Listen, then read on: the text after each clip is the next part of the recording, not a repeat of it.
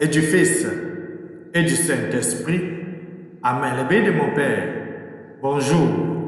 Je suis heureux d'arriver en ce jour de samedi de la première semaine du temps de l'Avent, à la fin de cette première semaine justement de méditation, cette semaine de l'attente, cette semaine de l'espérance. Et aujourd'hui, le bien de mon Père, deux textes vont nous aider à rester en communion avec l'Éternel des armées et continuer à attendre notre Seigneur qui s'en vient. Nous avons la lecture du livre du prophète Ésaïe au chapitre 30, les versets 19 à 26, dans lequel on va écrire que le Seigneur fera grâce au peuple de Sion, fera grâce à ceux qui habitent à Jérusalem. Dès qu'il t'aura entendu, il te répondra. Dès que le Seigneur a entendu son peuple, il répondra. D'ailleurs, il y a un chant qui dit « Appelle, il te répondra ». Oui, le bien de mon Père, lorsque nous appelons le Seigneur, il écoute, il agit et il répond toujours. Ensuite, nous allons écouter l'évangile de Jésus-Christ selon saint Matthieu au chapitre 9, les versets 35 jusqu'au chapitre 10, les versets 8, dans lequel on va voir comment, une fois de plus, notre Seigneur Jésus-Christ, voyant la foule, il sera saisi de compassion.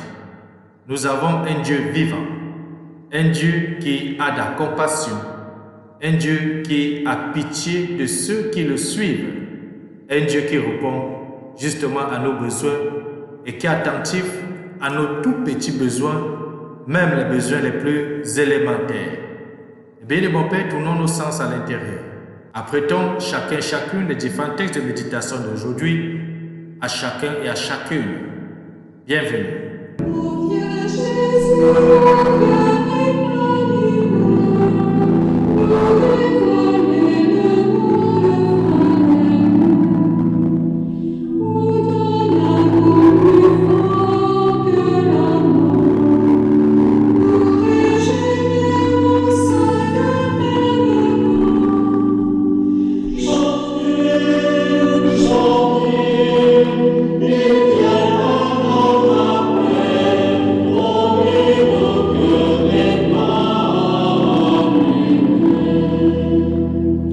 Tournons-nous vers le Seigneur, le bien de mon Père, et prions.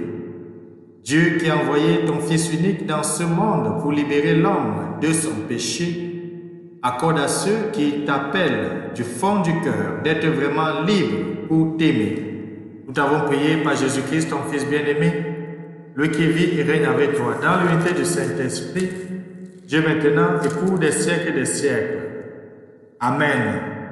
Ouvrons le bien de mon Père chacun sa Bible au texte du livre du prophète Ésaïe au chapitre 30, de lire les versets 19 à 26. Ensuite, nous allons écouter l'évangile de Jésus-Christ selon saint Matthieu au chapitre 9, à partir du verset 35 jusqu'au chapitre 10, le verset 6.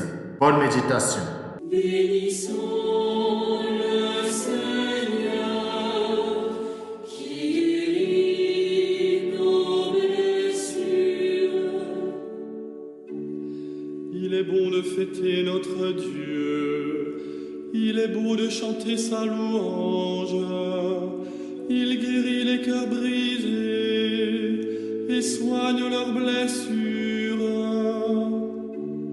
Il compte le nombre des étoiles, il donne à chacune un nom. Il est grand, il est fort, notre Maître, nul n'a mesuré son intelligence. Bénissons le Seigneur qui guérit nos blessures. Le Seigneur élève les humbles et rabaisse jusqu'à terre les impies. Entonnez pour le Seigneur l'action de grâce. Jouez pour notre Dieu sur la cithare. Bénissons le Seigneur qui guérit nos blessures.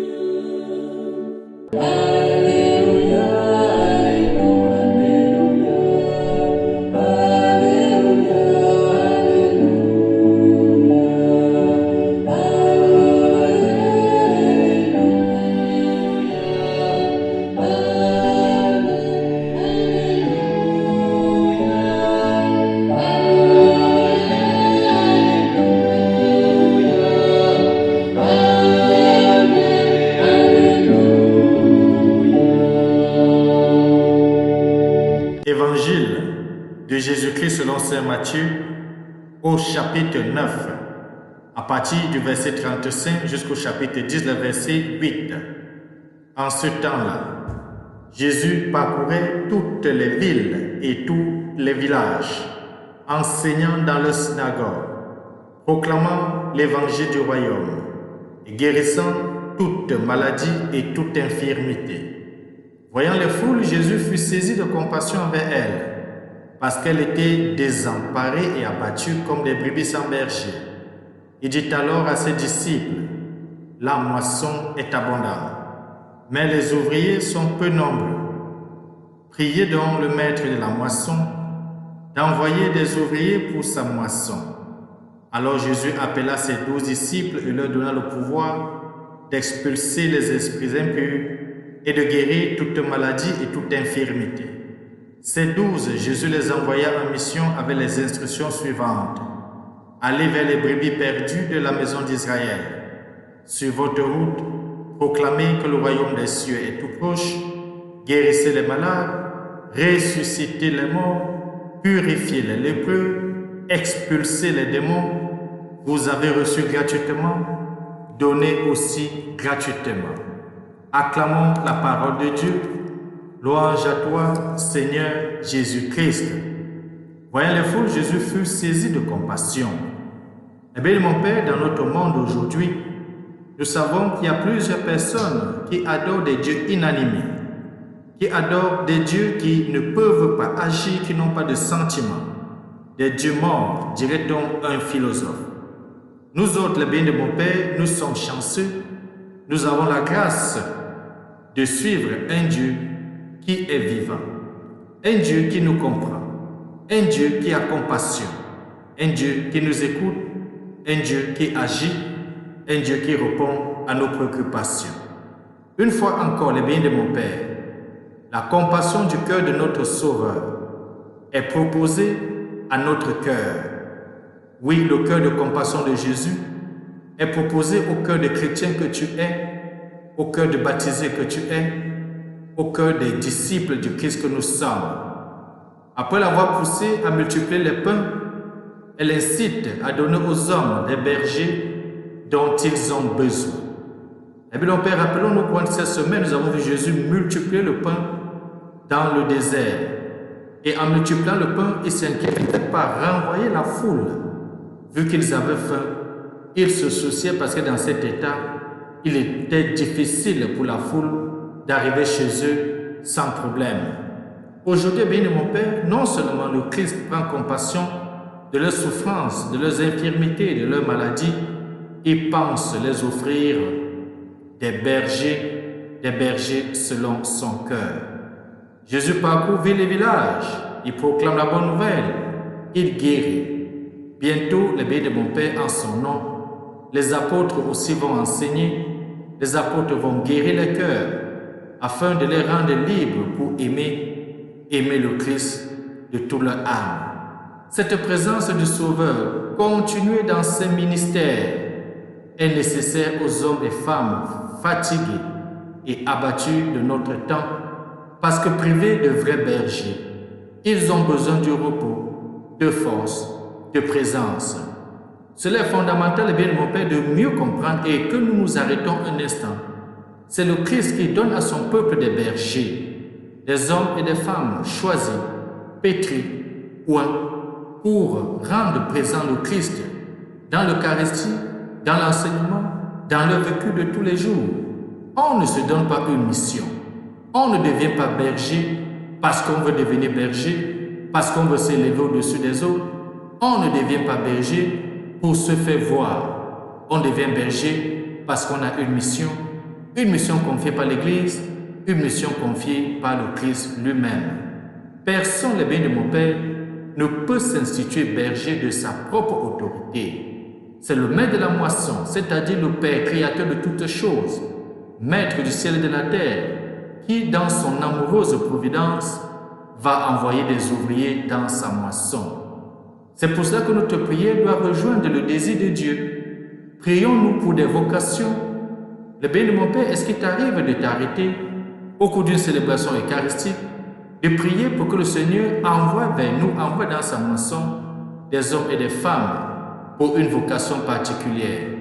Toute forme de vocation, vocation au mariage, vocation au sacerdoce, vocation à la vie consacrée, vocation comme religieux et religieuse, vocation comme médecin du corps, vocation comme mère de famille, chef de famille, vocation, les biens de mon Père, comme enseignant, vocation même comme policier, vocation d'être fonctionnaire pour rendre service et pour être présent, vocation d'être infirmier, vocation d'être commerçant, d'être juste dans ce que l'on fait. Chacun et chacune de nous, nous avons une mission à accomplir. Ces ouvriers sont envoyés aux brebis perdues et elles sont nombreuses. Oh, Dieu seul sait combien sont ces hommes et femmes qui n'attendent qu'une parole d'évangile chaque matin. Dieu seul sait, oh, combien il existe des hommes et des femmes qui n'attendent qu'une prière à leur égard.